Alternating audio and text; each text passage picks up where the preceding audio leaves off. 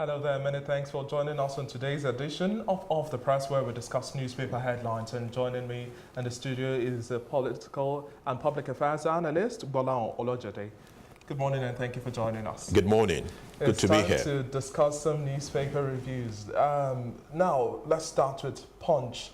Punch says NLC fumes as Council of State fixes minimum wage at 27,000 naira, Labour to hold emergency meeting on Friday. We're also looking at other headlines. Danjuma alleges plots to rig, says Nigeria's democracy primitive. CCT rejects court orders stopping Onogan's trial, and reps pass bill criminalizing estimated billing. We also have other reports here saying the FIME fires Ekiti University VC, and FG declares Lassa fever outbreak. And the NAF redeployed 72 senior officers, as well as some families blaming EDC as fallen wire electrocutes Lagos trader. Now let's start with Punch. You heard some of these headlines, but the one that catches my attention most is the reactions that have come from the meeting with Labour, and then the fiction of by 27,000 naira. 27,000 naira. Well, it's a fairly complex space. It's not exactly as direct as it appears.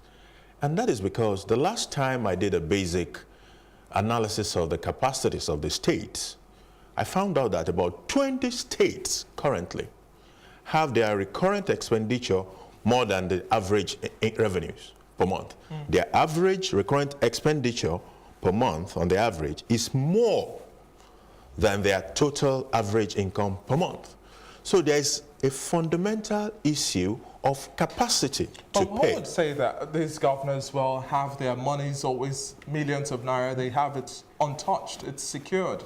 And you have to deal with workers who are receiving just 27,000 naira, and if states decide to augment according to the Minister of Labour and Employment, if they decide to pay the additional 3,000 naira. But we look at situations where people are paying electricity bills. I pay about 3,000 naira for my house. You're lucky. I have to, well, I use a prepaid meter. And we also have to look at transportation fares. On the average, moving across Lagos, that's about 30,000 naira for a month. Then you're looking at feeding. I perfectly understand what you're saying. Water. As far as the cost of living is concerned, 30,000 naira is not even enough. That is the truth.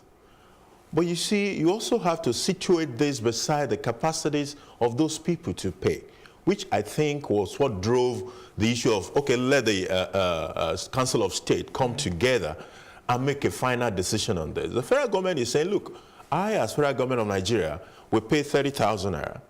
But I also have to exercise due sense of responsibility by calling the governors that will pay at the state levels to say, this is it. What can we do? And they reach a compromise of 27,000 naira. Look, if there are states that were owing 7 months, 6 months salaries when it was 18,000 naira, we have to be realistic here. We need a stronger commitment, I think, but Labour is also expected to hold emergency meeting on Friday. Do you think would have a positive outcome? I think they'll be able to come to a final compromise. There are several other things we need to look at that could make this better. Wastages in the public sector, the gap between those who are earning high and those who are earning low in the civil service in itself, and all sort of things like at the federal level you have the salaries of the National Assembly. You have several other things you can look at where there are wastages, the so-called security vote. Exactly, which runs into billions and all of those. So there are several other areas where I think Labour need to ask questions, see if they can also fight in those directions. But as far as the books are looking today, well, some people have said Labour isn't just pushing the conversation enough in the right direction, and the fact that you have to show those level of disparity. How feasible is it to leave on this money? Correct. Well, we hope the meeting goes on just well and we don't have another impending strike hitting us once again.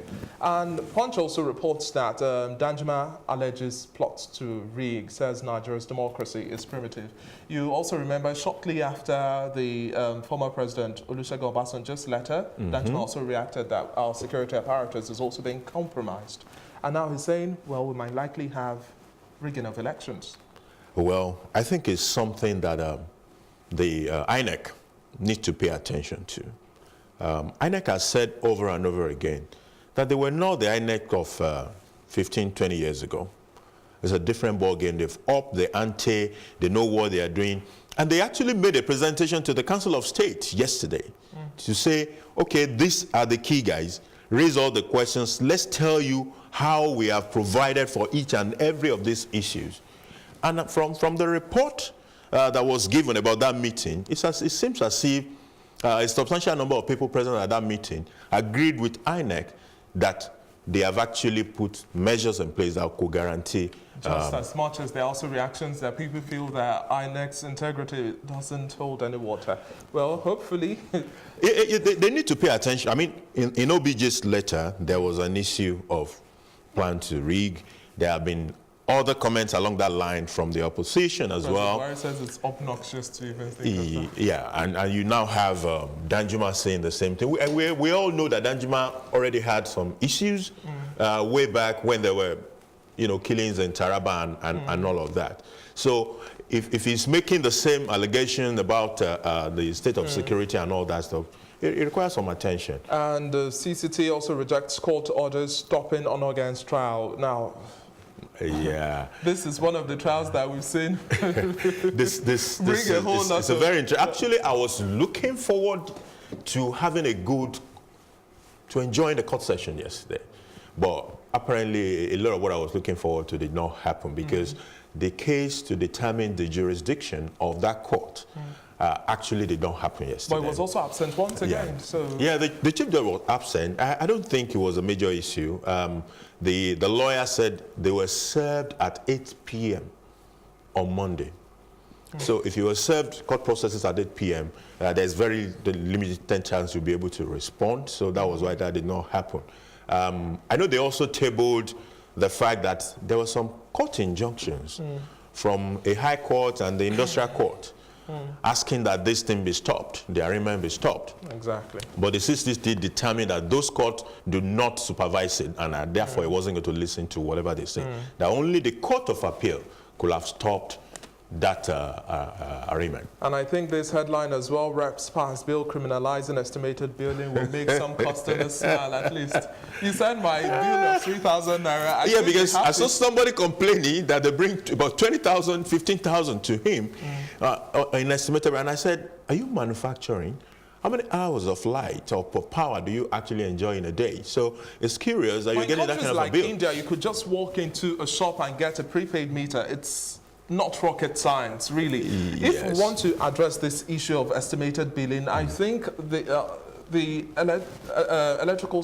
power sector has to really consider the area of manufacturing and getting prepaid meters, because there are a whole lot of bottlenecks to have one, and estimated billing is one way where they keep on. Can I tell you the truth about that space? What is going on in that space is who finances the meters. The power companies themselves are heavily bogged down by debt. Initially, they had this issue of, okay, we'll provide you with meters, we'll meter everywhere. They cannot. Their debt burden is such that even the banks are not willing to extend credit to these guys. So how do they finance the metering? That is the real question that we need to ask. There must be, to my mind, if there's a way to have to pass on the financing to the end users and remove these power companies from it, because the banks are not willing to listen to power companies. They are owing, they have huge obligations that are still on the books of the banks, and nobody is willing to extend further credit to these guys. And lastly, we'd just like to have your thoughts as well. CBN cautions the federal government against rising debt. Now, we know that the Monetary Policy Committee meeting was held, and there was the retention of NPR at 14%. Yes. What's your thought on the retention? It's since last year. It's been a very long time. It's been more than last year.